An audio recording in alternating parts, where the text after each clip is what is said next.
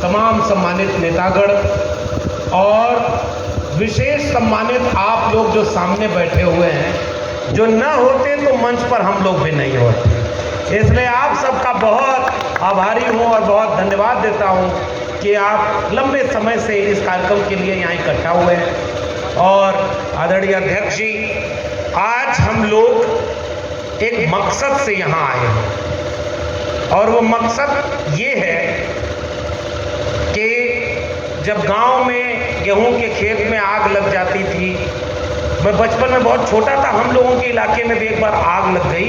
जब गेहूं पक गया, सूख जाता है, तो आग बहुत तेजी से फैलती है। तो आग जब फैलने लगती है तो वो एक बार भी ये नहीं देखती कि बीच में मेड़ लगी हुई। मेड़ पहचानती है क्या? क्या वो आग जब फैलती है तो गेहूं के खेत के मालिक की जाति देखती है क्या? धर्म देखती है क्या? जो उस आग की लपेट में आता है, सबको जलाकर राख कर देता है। इस देश में ऐसी ही एक आग लगी हुई है नफरत की, ऐसी ही आग लगी हुई है महंगाई और बेरोजगारी की।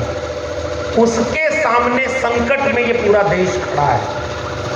तो जब गांव वालों को पता चलता है तो क्या गांव वाले उस आग के बुझाने में क्या करते हैं? अगर पूरब में आग लगी है तो क्या गांव वाले इस बात का इंतजार करते हैं कि मेरा खेत तो पश्चिम में है, मेरे खेत तक तो आग आएगी नहीं? क्या वो इस बात का इंतजार करते हैं कि भला लोग बुझाएंगे? हमने वो दृश्य देखा है कि क्या बच्चे, क्या बूढ़े, क्या नौजवान, जिसके हाथ में जो आता है उस आग को बुझाने के लिए दौड़ पड़ता है और एक साथ पूरा गांव मिलकर आग बुझाता है, तभी बाकी चीजें जलने से बच जाती हैं। इसीलिए आज जब हम आपके बीच आए हैं तो उसी एकजुटता के पैगाम को लेकर आए हैं, उस एक होने की एक कोशिश को लेकर आए हैं कि इस देश में संविधान को खत्म करके नफरत की आग लगाकर इस देश को अब बर्बाद करने की दिशा में ले जाया जा रहा है। जितने भी लोग इस बात को समझते हैं, हम सब का फर्ज है कि उस आग को बुझाने के लिए एक साथ कंधे से कंधा मिलाकर एक साथ खड़े हो जाएं और इंडिया गठबंधन के हर एक प्रत्याशी को जिता दें, ताकि हम संविधान को बचा सकें। इसी का पैगाम लेकर हम आपके बीच में आए। वरना हम जब इस मंच पर खड़े हैं, मैं आदरणीय बाबूजी, कमला प्रसाद जी, कमल सिंह जी, आपने जो किस्सा सुनाया, मैं थोड़ा सा समय लूंगा उससे जोड़ रहा हूँ। वो जो किस्सा सुनाया राजनारायण जी का, और हमारे यहाँ के प्रत्याशी हैं, बेहद सौम्य, मृदुभाषी। मैं सोशल मीडिया पर देखता रहा हूँ, आपका सोशल मीडिया कैंपेन बहुत अच्छा है। मैं इसके लिए आपकी उस टीम को बधाई दूंगा जो तमाम लोगों तक आपकी आवाज़ और बात को पहुँचा रहा है। और एक जगह आपने जब जिक्र किया कि आपके पूर्वजों में, हम लोग जानते हैं उस इतिहास को, कि भारत का संविधान जब बना तो अलग अलग जगहों से लोग प्रतिनिधित्व करने के लिए वहाँ गए और बहुत सारे लोग शामिल हुए और उस संविधान को ऐसा बनाया कि उस संविधान में कभी भी जाति के नाम पर, धर्म के नाम पर, मजहब के नाम पर, क्षेत्र के नाम पर, भाषा के नाम पर, गरीब के नाम पर, अमीर के नाम पर कोई भी गैर बराबरी नहीं थी, सबको बराबर लिखा। इसीलिए किसी कवि ने लिखा है कि हिंदू, मुस्लिम, सिख, ईसाई सबको समान लिखा है, मिटाकर जात पात भेदभाव बाबा साहब अम्बेडकर ने संविधान लिखा है। इसलिए हम उस बराबरी के दस्तावेज को बनाने और बचाए रखने के लिए यहाँ पर इकट्ठा हुए। संविधान है तो बोलने की आज़ादी है, संविधान है तो कपड़ा जिस मन का पहनना हो उस रंग का पहनिए, जो मन करे खाइए। कल्पना करिए संविधान नहीं होगा। गांव के लोगों, इस बात को हमें और आपको समझाना है। शायद हमारे गांव के लोग ये बात नहीं समझ पाएंगे संविधान से क्या मिला है, क्योंकि ये बात तो हमारी जिम्मेदारी है कि हम उनको समझाएं कि संविधान से वो अधिकार मिला है कि कल्पना करिए किसी दिन एक सरकारी फरमान आ जाए कि अब इस पूरे हंडिया इलाके में हर दिन केवल खिचड़ी आप खा सकते हैं और कोई खाना नहीं बना सकते। आप विरोध करेंगे कि नहीं करेंगे? सोच के बताइए। आप कहेंगे कि हमारा जो मन करेगा हम वो बनाकर खाएंगे। तो जिसने सरकारी आदेश दिया है वो आपको पकड़कर जेल ले जाएंगे, तो आप जेल जाने का विरोध करेंगे कि नहीं करेंगे? अब मेरे सवाल का जवाब दीजिए कि आप किस अधिकार से विरोध करेंगे कि आपको जो मन करे वो खाने दिया जाए? वो अधिकार भारत का संविधान आपको देता है कि आपको जो मन करे वो करिए, कोई आपको बाधा देने वाला नहीं है। इसीलिए तो गलत को गलत और सही को सही कहने का मौका मिला है। संविधान है तो आज हम यहाँ खड़े होकर बोल पा रहे हैं। तो वो इतिहास जो संविधान बनाने वालों ने सपना देखा, आज तो ये पत्ती है 6 पत्ती और 2 डाली, 2 डाली 6 पत्ती, ये एक नज़ीर है, एक प्रतीक है। और मैं याद करता हूँ कि इस देश के जाने कितने पेड़ हैं जो उन शहीदों के शहीद हो जाने के, कुर्बान हो जाने के इतिहास के गवाह हैं। जब गुलाम था देश अंग्रेजों से, तो जाने कितने लोगों ने कुर्बानियां दे दी, गोली खाई, शहीद हुए, मजहब नहीं देखा किसी ने।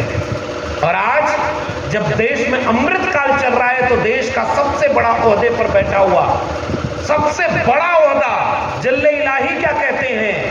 अरे देखो, कल तक कहते थे जल्ले इलाही कि आपका देश खतरे में है, और आजकल कहते हैं आपकी भैंस खतरे में है और भैंस खोलकर मुसलमानों को दे देंगे।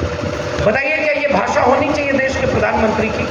इसका मतलब वो इस देश में हिंदू बनाम मुसलमान करना चाहते हैं। और भारत का संविधान ये कहता है जो जिस धर्म और मजहब को मानने वाला है उसको माने, ये इसकी पूरी आजादी देश का संविधान देता है। तो मैं एक सवाल पूछता हूं कि जितने लोगों ने कुर्बानी दी, क्या इसी देश को बनाने के लिए कुर्बानी दी कि मजहब के नाम पर लड़ाया जाएगा, जाति के नाम पर बांटा जाएगा, दूसरे का हक छीन कर किसी और को दे दिया जाएगा? नहीं, वो कुर्बानियां इसलिए हुई कि 2024 के भारत में जब चुनाव होगा तो मछली, मटन और मंगलसूत्र पर वोट नहीं मांगा जाएगा, शिक्षा, रोजगार और संविधान पर वोट मांगा जाएगा। इस बात का फैसला लेने का ये वक्त आ गया है। आज इम्तिहान हमारा होने वाला है। अगर वो जीते तो इस देश में आने वाली पीढ़ी को एक पैगाम चला जाएगा कि जो हिंदू मुस्लिम करे वही देश पर राज करेगा। और अगर इंडिया गठबंधन जीतेगा तो आने वाली पीढ़ियों को एक पैगाम देगा, जो संविधान की बात करेगा वही देश पर राज करेगा। ये फैसला लेने के लिए हम इंडिया गठबंधन के अपने भाई का साथ देने के लिए यहाँ खड़े हुए हैं, और इसलिए उस संविधान को बचाना हमारी जिम्मेदारी है।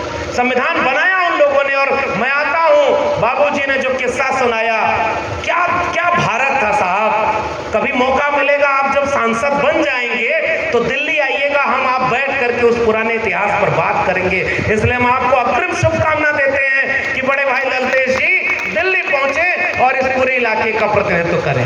क्या इतिहास था साहब कि जो विरोध में चुनाव लड़ रहा है, जिसके विरोध में चुनाव लड़ रहे हैं, उन्हीं से चले गए कि हमारे पास पैसा नहीं है, हमको कुछ मदद कर दो। और उससे भी बड़ी बात, आदरणीय बाबूजी बैठे हैं, पुष्टि करेंगे, उन्होंने मदद की भी होगी, उन्होंने खाली हाथ नहीं बैठाया होगा। एक किस्सा मुझे याद आता है, गांव में हमारे बाबा सुनाया करते थे कि एक आदमी जो बहुत गरीब था, एक गांव का, वो एक बार क्या हुआ कि दूसरे आदमी का बच्चा उसका अपहरण कर लिया, और उस अपहरण करने के बाद चिट्ठी लिखा कि तुम्हारे बेटे को हमने अपहरण कर लिया है, अगर तुम उसकी जान सलामत चाहते हो तो 1 लाख रुपया शाम तक यहाँ पहुँचा देना। और वो चिट्ठी उसे बच्चे को दे करके भेज दिया कि जाओ अपने पिताजी को दे देना। पिताजी ने पढ़ा और कहा, कैसा ऐसे, जिसका अपहरण किया उसी को भेज दिया कि जाओ तुम वहाँ पर पहुँचा दो, क्यों तुम्हारा अपहरण हो गया? उस आदमी ने जो मदद करनी थी वो उस बच्चे को दिया और एक चिट्ठी लिख के दी कि ये मुसीबत में हमारा भाई है, इसलिए ऐसा किया होगा, अगर आगे मुसीबत और हो तो ऐसे ही कोई चिट्ठी लिख के भेज देना, बच्चे को पकड़ने की कोई जरूरत नहीं है। ये कोई सामान्य बात नहीं थी, उसूल थे, नैतिकता थी, कुछ तो मर्यादा थी कि हम एक स्तर से नीचे नहीं गिरेंगे, इंसान और इंसानियत को बचाने की लड़ाई लड़ेंगे। और हम आज समाजवादी विचारधारा के मंच पर खड़े हैं। आदरणीय प्रदेश अध्यक्ष श्यामलाल पाल जी ने जिस विरासत और इतिहास को याद कर लिया, मैं उसमें जोड़ देता हूं कि जब इस देश में सांप्रदायिकता की आग लगाई गई थी, मंदिर के नाम पर देश को बांटा जा रहा था, तो मंडल की लड़ाई लड़ने वाले आदरणीय बाबूजी बैठे हुए हैं, कमल जी, और वो मंडल की लड़ाई लड़ रहे थे। पुराने जितने लोग हैं उन्होंने बाबूजी ने बताया कि 21 बार जेल गए। जितने भी लोग बैठे वो मंडल की लड़ाई लड़ रहे थे। तो आज जो अपने को ओबीसी कहते हैं प्रधानमंत्री, उस समय मंडल विरोधी कमंडल वाली यात्रा की अगुवाई कर रहे थे। ये इतिहास से